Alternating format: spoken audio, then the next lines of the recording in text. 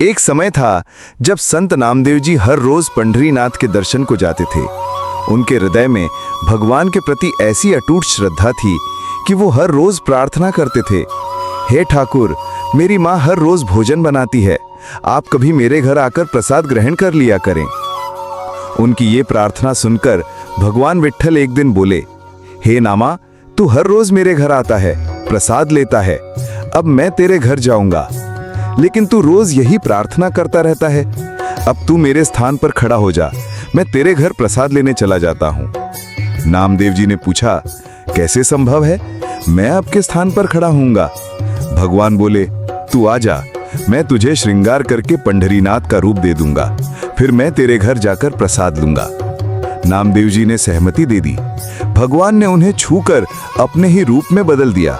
अब वही नामदेव जी पंढरीनाथ के स्थान पर खड़े थे।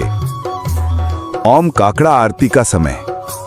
भगवान ने नामदेव जी को समझाया, तुम्हें 3:30 बजे काकड़ा आरती के समय ठिठकना नहीं है। पुजारी तुम्हें ठंडे पानी से नहलाएंगे, फिर दूध से भी। तुम्हें बिल्कुल भी हिलने डुलने नहीं है।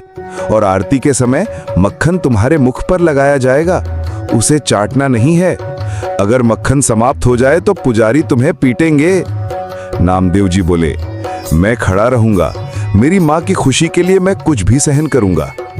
भगवान का नामदेव जी के घर आना। अर्धरात्रि में भगवान नामदेव जी के घर पहुंचे। उनकी माँ ने दरवाजा खोला और देखा पंढरीनाथ स्वयं खड़े हैं। वो तो बस भाव से डूब गईं। भगवान बोले, मैया, जल्दी प्रसाद दे दो, एक ही चीज खाने से मन थक गया है। उनकी माँ ने सुंदर प्रसाद बनाकर भगवान को भोजन कराया। भगवान ने प्रसाद लिया और कहा, मैया, एक काली शॉल ले आओ, मैं ढक कर चलूंगा, कहीं कोई पहचान न जाए। उन्होंने शॉल ओढ़ ली और नामदेव जी की माँ के साथ मंगला आरती के लिए मंदिर की ओर चल पड़े। नामदेव जी की आरती। जैसे ही भगवान मंदिर में पहुंचे, वहां नामदेव जी पंढरीनाथ के रूप में खड़े थे। आरती चल रही थी। भगवान ने नामदेव जी को देखा तो उनकी आंखें भर आईं।